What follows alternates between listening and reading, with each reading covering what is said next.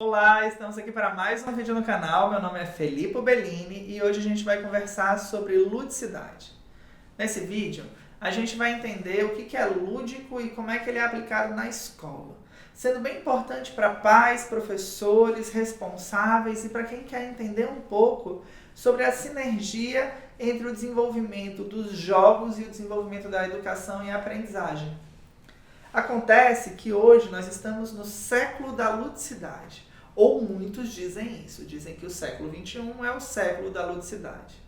Isso é justificado pela busca que temos por diversão, por lazer, por entretenimento. Toda essa busca faz com que a gente sinta, com que a gente perceba movimentos de consumo diferenciados. Cinema hollywoodiano, grandes festivais de música, a proliferação, aumento e proliferação de bares, restaurantes e centros de diversão, porque no consumo há a ideia de se divertir, a ideia de ter prazer. Mas isso é um pouco diferente do que a gente entende pelo lúdico na escola. Tem a ver com prazer? Tem. O lúdico na escola é o uso de jogos, brincadeiras, músicas, histórias, outros recursos, né, para diversificar e tornar prazerosa a aprendizagem. A gente consegue, então, começar a entender o lúdico como um instrumento para fazer com que a educação não seja cansativa e não seja um sofrimento para a criança. Quem diz isso lá atrás é o Rousseau. O Rousseau vai dizer que através do jogo a gente consegue fazer com que a criança faça o que seria um sofrimento para ela em outro cenário de maneira prazerosa. A gente tem que então ir constituindo essa noção a partir do momento que a gente entende o processo histórico do jogo e por que hoje é tão retomado esse processo de ludicidade que ficou apagado aí durante alguns séculos. Vamos lá. Os egípcios, os maias, os romanos, os incas usavam o jogo para educar. Isso é fato. Eles ensinavam através de jogos, rituais, brincadeiras, diferentes processos de caça e agricultura. Depois disso, a gente vê que com o desenvolvimento civilizacionário, nas grandes civilizações, na Grécia, Platão já em seus textos estimulava os jogos educativos na infância e dizia que os esportes funcionavam para valorizar a cultura intelectual, moral e educativa. Esse processo continuou até que há, certo, a ascensão do cristianismo. O cristianismo, regulador moralista da época, começou a entender os jogos como imorais e viciantes, fazendo com que sumisse da época o jogo como fator de aprendizagem. Porque se o jogo na sociedade, no mundo social, passou a ser perseguido, imagine nas escolas. Toda essa moralidade só veio a ser quebrada quando os humanistas trouxeram de volta, lá no século XVIII, para a vida social o uso do jogo. O jogo passou a ser bacana porque a diversão do homem passou a ser importante. Mas olha que interessante, só os jesuítas, na aprendizagem, é que vão trazer o lúdico novamente para as escolas. E são eles que aplicam na educação moderna a primeira noção de jogos, lá com os índios, no processo de colonização, no processo de cristianismo de diferentes comunidades, para alfabetizar eles na língua deles, né? Então, eles queriam que os índios aprendessem a língua deles, e para isso eles ensinavam, mas eles ensinavam através da dança, através do jogo, através de diferentes processos culturais, muito num movimento de substituir o processo de cultura a partir das alfabetizações e dos usos de ensino e aprendizagem.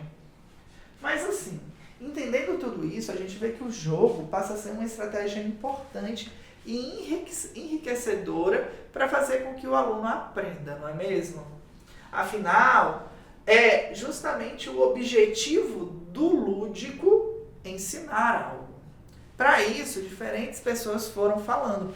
Eu posso, inclusive, fazer um outro vídeo estendendo o tesouro sobre o lúdico e sobre o uso de jogos na educação. Mas o Huizinga, que é um alemão, ele vai dizer pra gente, ele vai caracterizando o jogo, dizer a importância do jogo em relação a outros processos de ensino. Ele diz que se a gente consegue fazer com que a educação funcione como um jogo, ela passa a ser voluntária. A gente consegue fazer com que o aluno queira fazer o exercício, queira fazer a atividade. O jogo também tem um tempo limite, certo? E um espaço específico. Com isso, ele fala que na educação formal, o jogo pode ser bem utilizado dentro dos momentos de aula, dentro dos espaços de aula. Também existe a noção de regras consentidas. As regras são obrigatórias, mas no processo de jogo, as pessoas que querem usufruir passam a jogar de maneira bem mais confortável, porque elas aceitam livremente, espontaneamente, reconhecendo essas regras para poderem estar inseridas no processo de prazer. E também ele tem um fim estipulado e ele diverge, ele é diferente do usual, do cotidiano. O jogo, o lúdico, traz esse elemento do fantástico.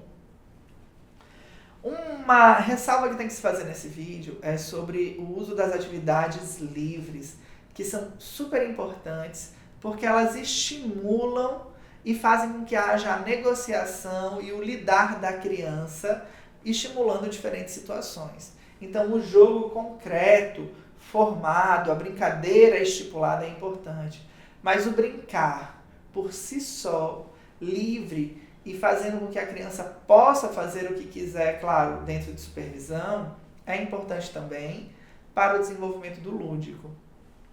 Sendo assim, a gente tem uma grande amplitude nesse olhar, porque como Rousseau, como Huizinga, como Humberto Eco e como Marcelino e tantos outros teóricos, há um entendimento de que o lúdico para a educação, para o desenvolvimento do seu aluno, para o desenvolvimento do seu filho, é essencial e fatal para o seu desenvolvimento. Afinal, Rousseau diz que a gente, ao aprender brincando, deixamos de sofrer e por isso queremos aprender mais.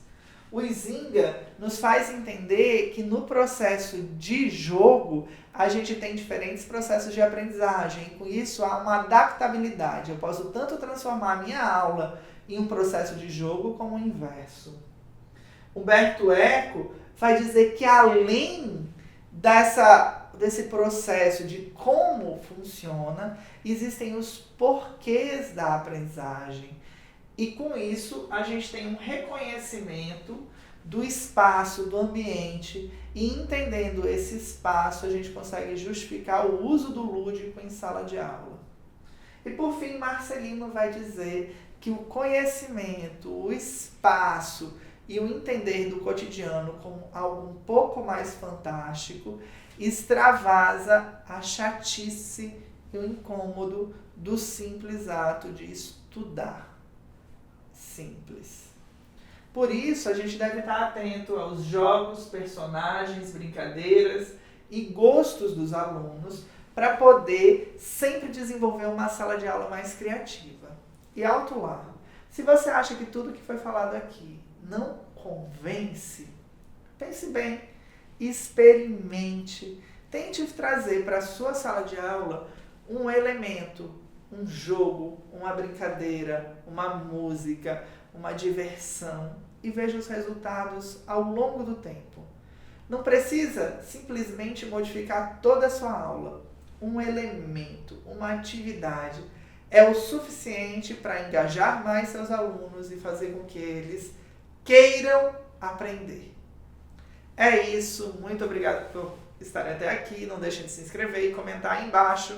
Tchau, tchau.